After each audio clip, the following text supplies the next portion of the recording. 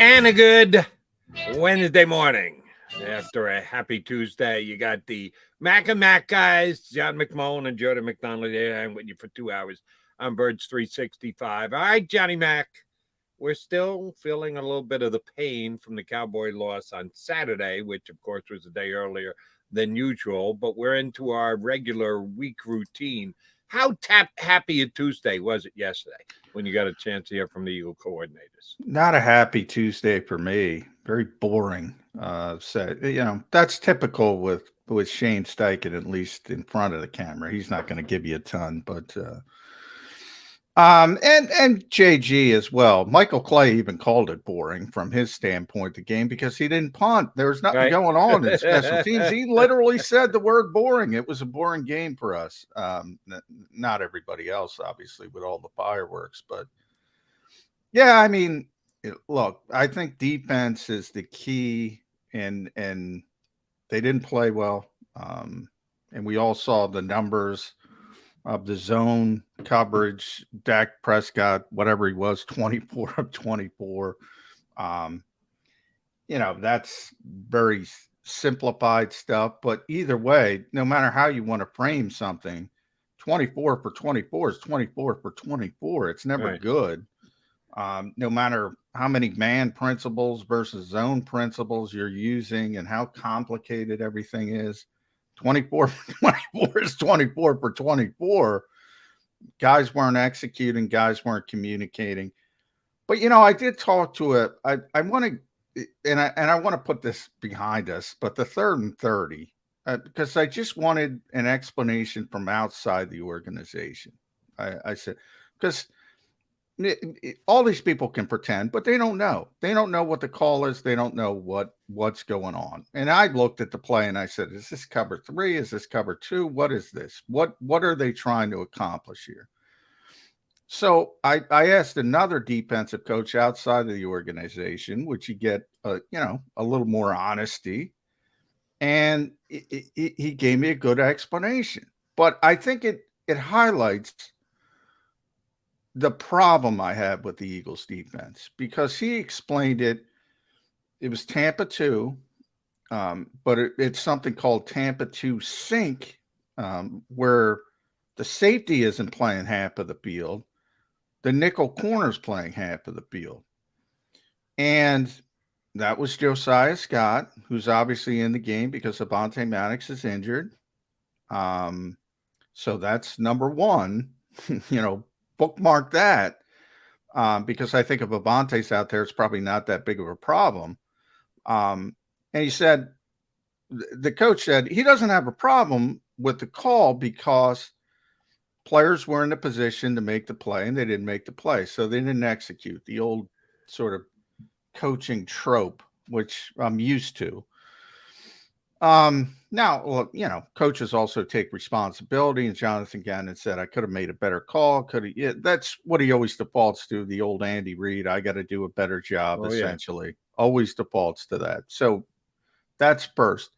But here's my problem. Here's my problem with the call.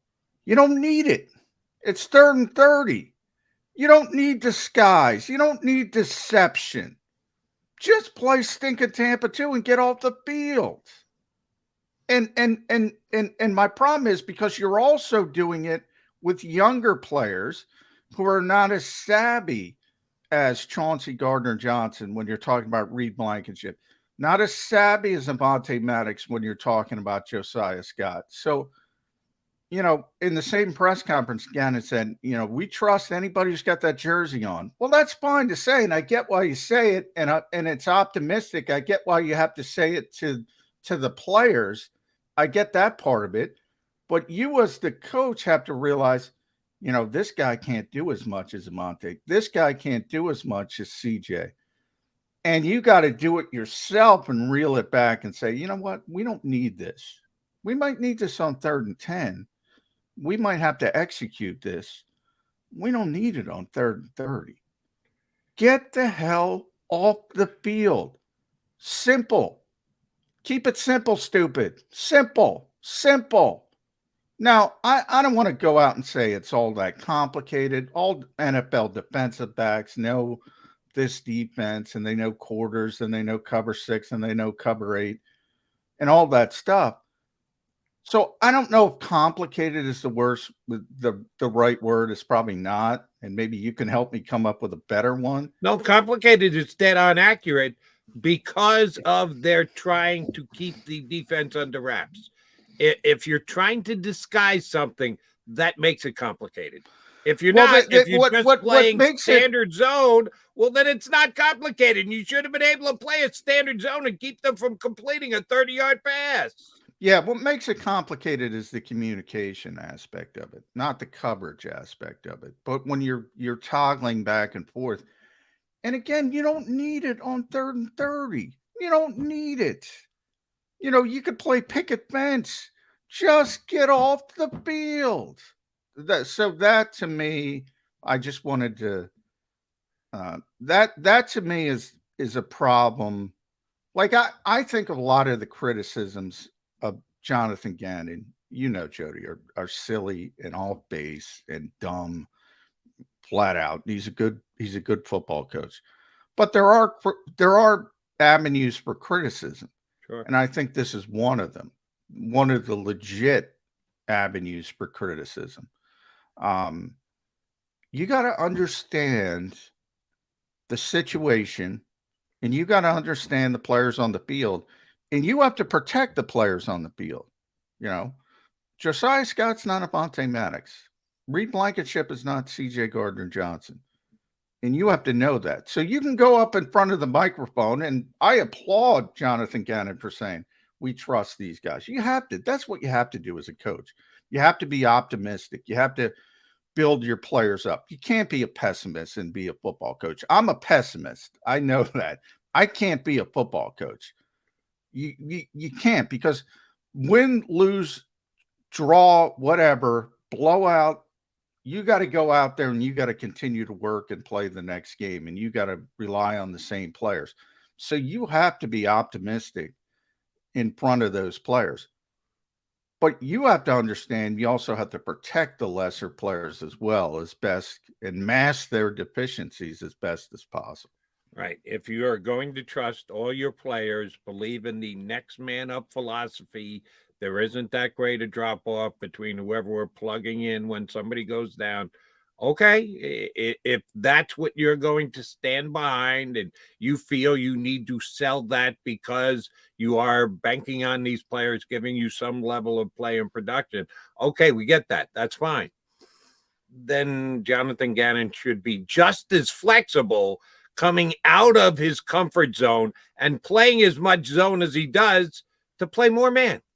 Because if you're watching that game, you can realize that the zone is not working. Well, you don't want to play man on 3rd and 30, Jody. That's the last time I'm talking about the game in general. I'm not talking about that one particular Well, I was talking about this play, so I don't want people to be, misunderstanding. I was talking about the 3rd 30, and one of my criticisms of that is legit. You want to play zone. You want to get the hell off the field at 3rd and 30.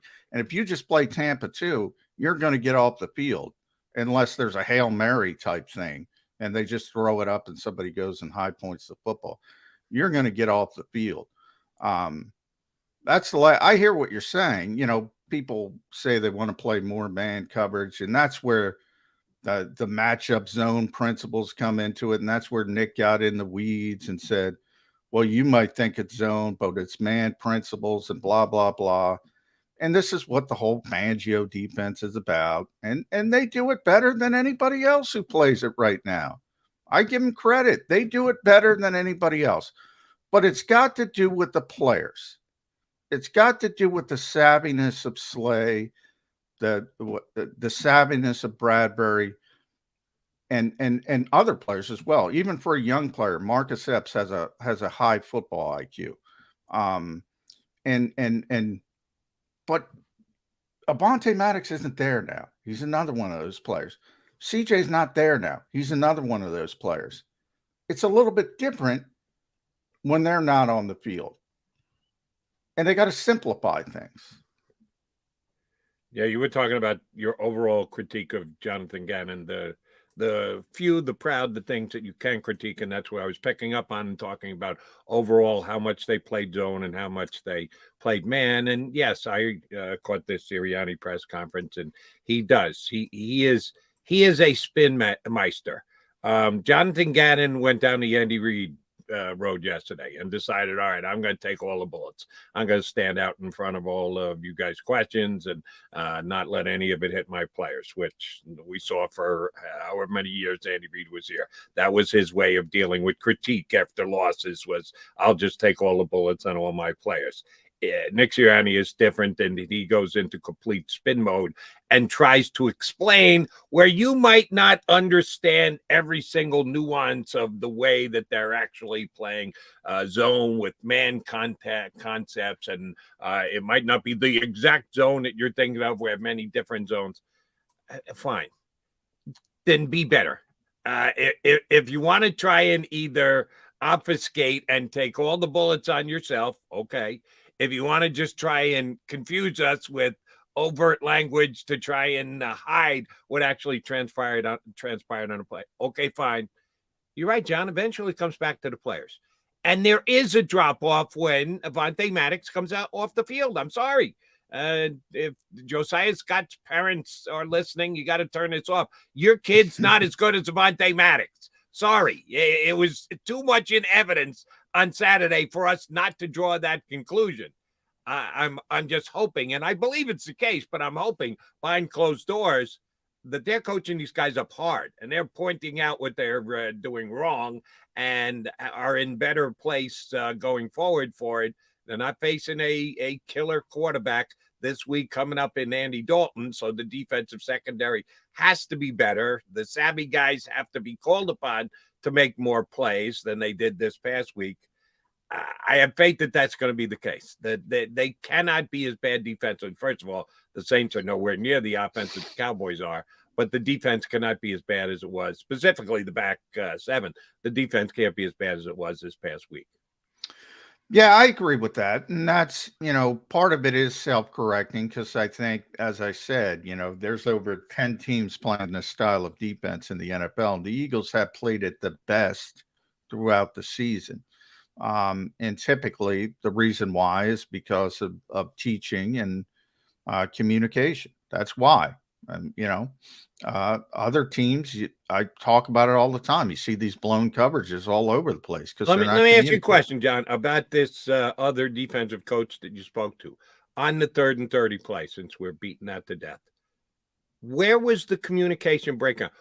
Who needed to be communicating better to who on that play that allowed them to complete a 50-yard pass?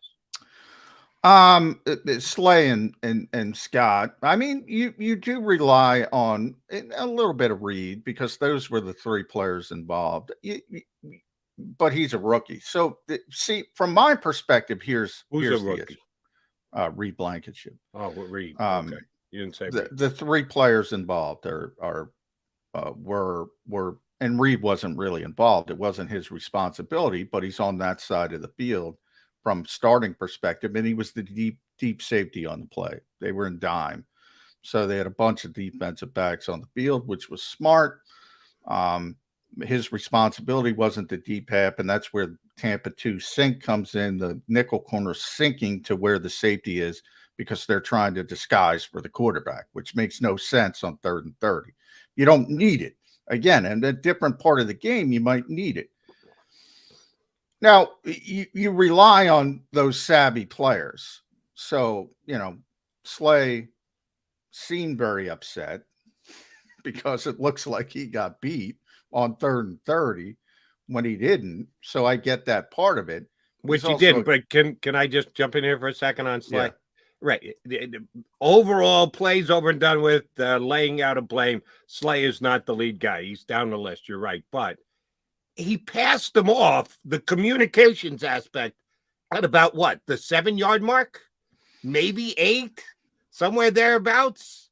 You couldn't have dropped back a little bit more. Oh, so if he catches in front of you at 10, it's 3rd and 30.